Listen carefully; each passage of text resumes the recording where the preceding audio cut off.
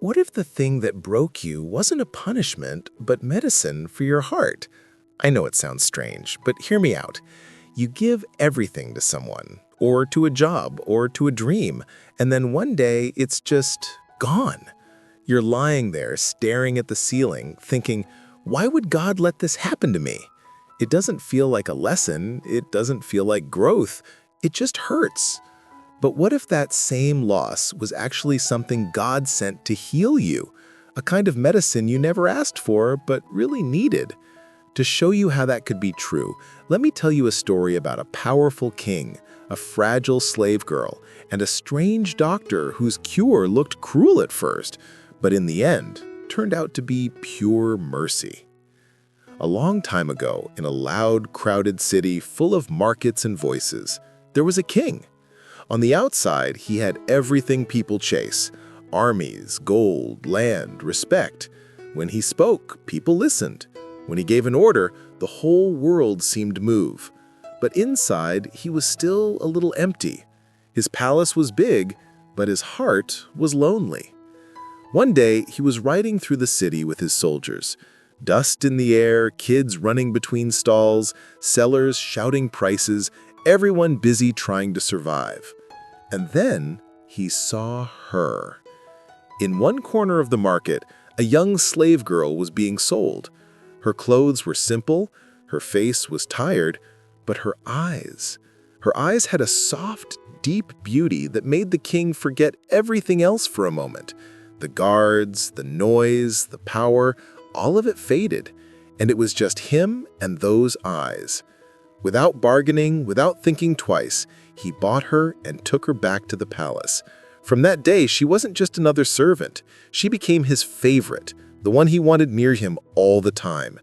He gave her a beautiful room, soft cushions, nice clothes, perfume, music, and people whose only job was to take care of her. The king told himself, "Now I finally have it all. A throne and love. My life is complete." He had no idea this love was about to test him more than any enemy ever had. At first, everything in the palace felt different. There was laughter again. There were long, quiet talks at night. The halls didn't feel so cold anymore. The king wasn't eating alone.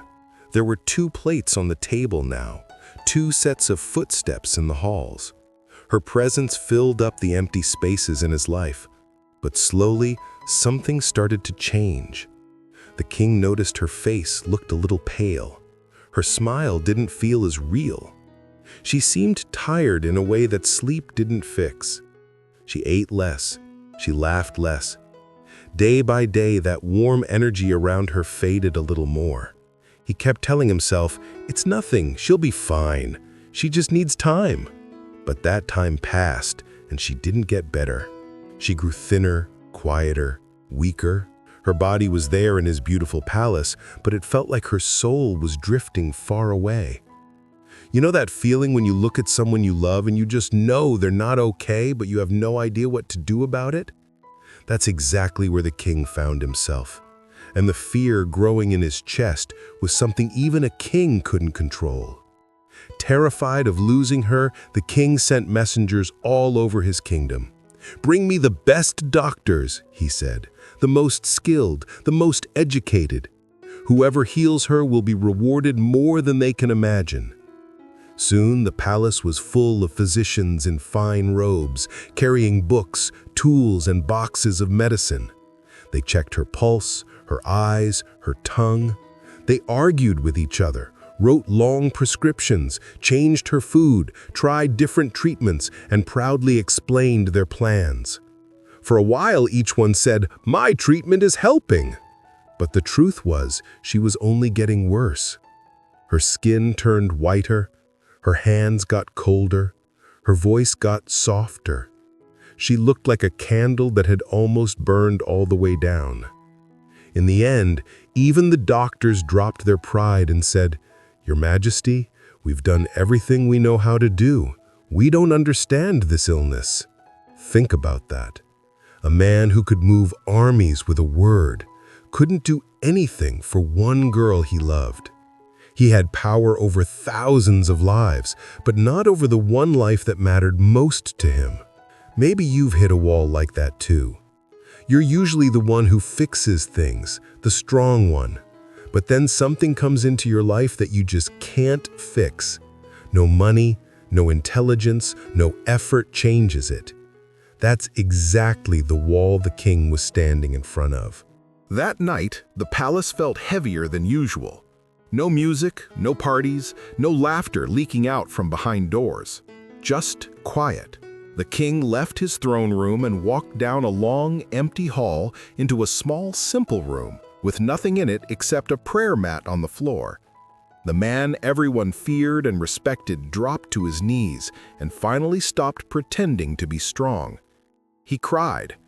Not the soft, controlled kind of crying you can hide, but real, shaking tears.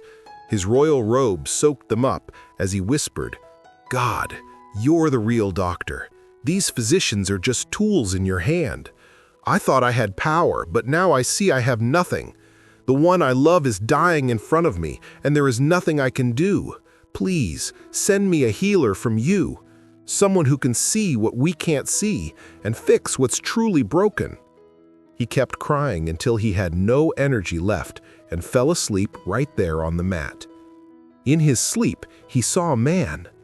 The man's clothes were simple, but his face was calm and full of peace. Just seeing him made the king's heart feel lighter. In the dream, the man said, "O king, your prayer has been heard. Tomorrow, a servant of God will come to your gate. Trust him. Through him, your beloved will be healed." The king woke up with his heart pounding, but this time, the hope inside him wasn't fake comfort. It felt real, like a small light turned on in a very dark room. The next morning, the king couldn't sit still. His mind kept going back to the dream. He kept looking toward the entrance of the palace, like someone waiting for news that could change everything. After some time, he saw a man walking toward the gate. There were no guards around him, no fancy horse, no signs of importance. Just a simple robe, dusty feet, and a calm, steady way of moving, like nothing in the world could rush him. The soldiers stepped in front of him automatically, but when they saw his face, they felt something and moved aside.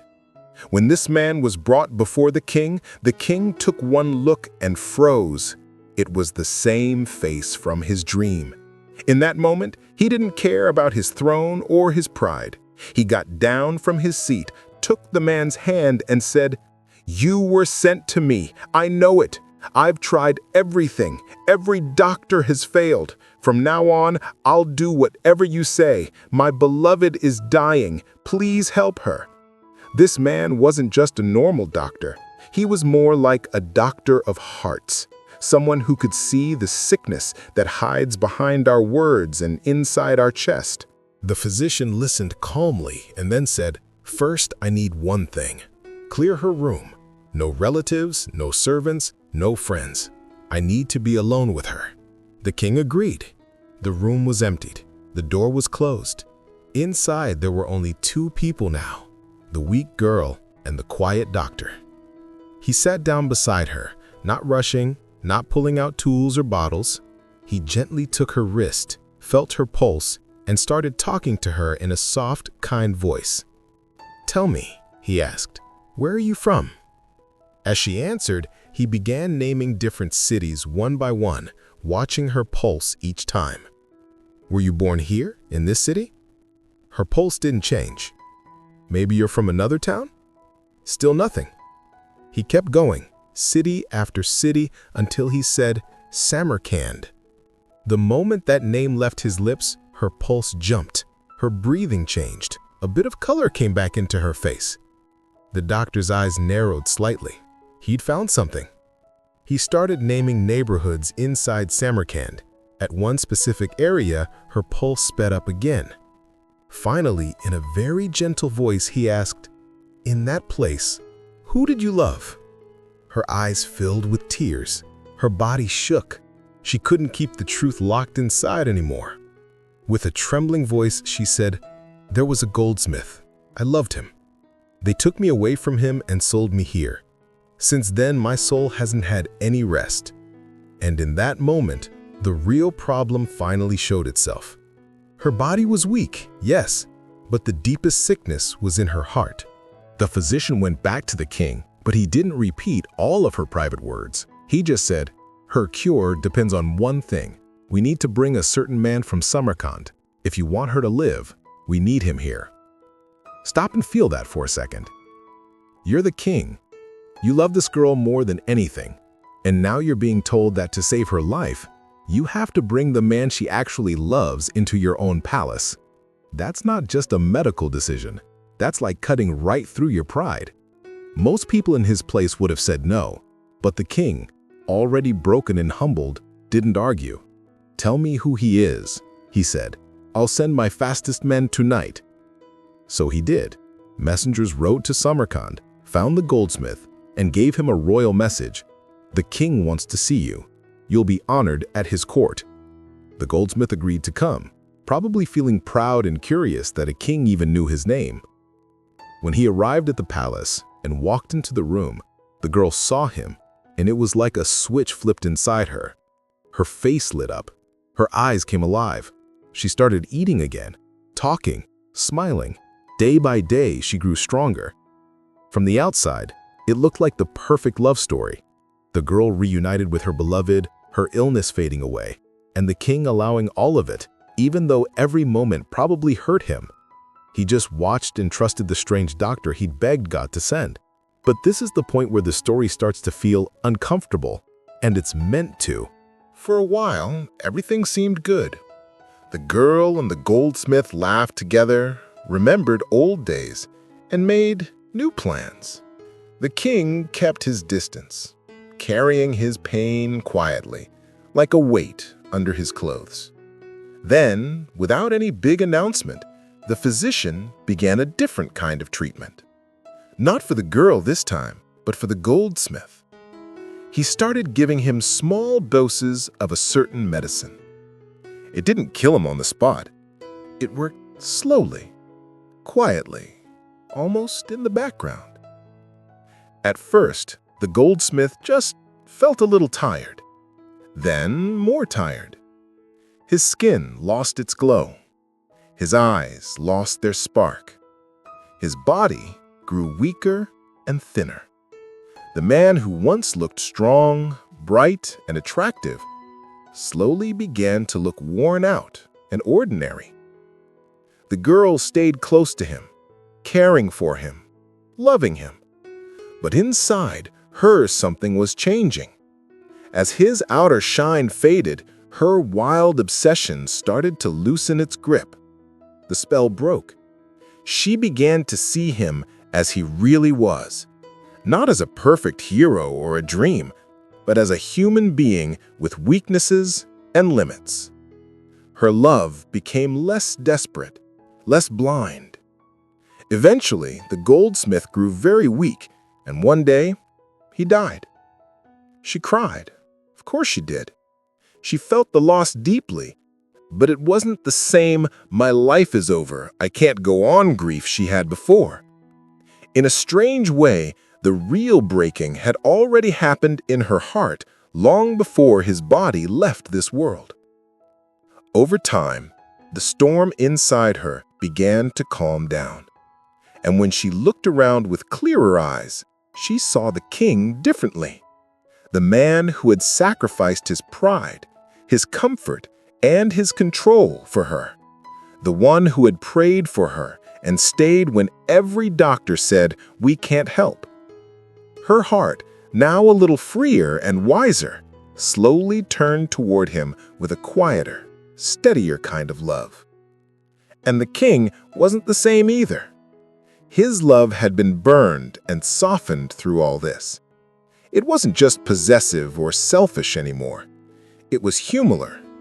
It knew how helpless he really was without God. And they saw something beautiful and new in each other. A kind of love that was built on real care and respect, and not on just passion or ownership. Most people who hear this story ask the same question. How is it fair that the goldsmith was brought in, used as part of the cure, and then died? Why would a holy man do that? It's a hard question, and it should feel heavy. But remember, this isn't a story about medical ethics. It's a story that's trying to hold up a mirror to your own heart. So let's translate it. In this story, the king is like your deeper self, the part of you that wants real meaning, not just distraction. The slave girl is your heart, sensitive, emotional, easily attached. The goldsmith is your attachment, that person, job, dream, lifestyle, or habit you've told yourself you can't live without. And the doctor is the wisdom of God, sometimes arriving through a person, sometimes through a situation, sometimes through a season of life that feels confusing and painful while you're in it. So let me ask you honestly, is there something or someone you've been holding on to so tightly that losing it feels like dying? Maybe it was that relationship you kept going back to even though every time you left their house your chest felt heavier. Maybe it was that job that made everyone proud of you but slowly destroyed your sleep and your peace. Maybe it was a very specific picture of how your life was supposed to look. Deep down, did you give that thing a place in your heart that only God should have? Because when that happens, the heart starts to get sick. You become anxious all the time, scared of losing it, unable to rest, unable to trust. In that state, what you need isn't more comfort. You need a doctor. And sometimes the treatment a good doctor gives looks like poison at first. A breakup, a rejection, a door closing, a plan failing. From your point of view, it feels like betrayal. From God's point of view, it might be surgery, cutting away something that would have destroyed you later. Before you move on, give yourself a small, honest moment. If you can, close your eyes for a few seconds and ask yourself 3 simple questions. What did I lose that I still secretly blame God for? What am I gripping so tightly right now that it keeps stealing my peace? Who or what in my life feels like that goldsmith? Something I call love or success, but deep down, I know it's slowly breaking me. You don't need perfect answers. Just being honest with yourself is already the start of healing. Because once you can name your goldsmith, you can slowly start to loosen your grip. You can let your heart breathe again. And maybe one day you'll look back and say, if I had kept what I wanted back then, it would have ruined me. Losing it was actually the medicine my heart needed most. If this story touched something inside you, don't keep it only for yourself. Share it with one person who's still crying over their own goldsmith, someone who feels like their life is over because something or someone has left. Maybe this is the reminder they need, that sometimes the things that break us are exactly the things that finally start to heal us.